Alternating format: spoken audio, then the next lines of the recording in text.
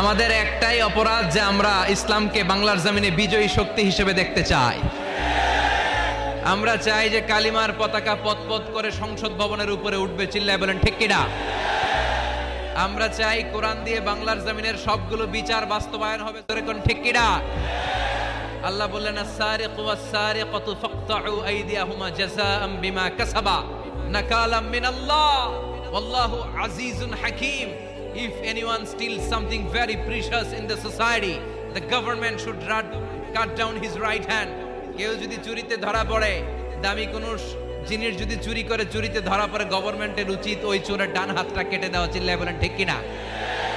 এরকম শুধুমাত্র একটা চুরির বিচার যদি জুমার সালাতের পরে বাইতুল মুকাররমে বিশাল স্কয়ারের মধ্যে লক্ষ মুসল্লির চোখের সামনে টেলিভিশনের পর্দায় আমাদের গভর্নমেন্ট গোটা বাঙালি জাতিকে দেখিয়ে দেয়, তারপর দিন থেকে একটা চোরও বাংলাদেশে খুঁজে পাওয়া যাবে। একটা জিনাকারীর শাস্তি যদি হয়, গোটা বাংলাদেশের মানুষ যদি এটা প্রত্যক্ষ করে, একটা জিনাকর খুঁজে পাওয়া যাবে।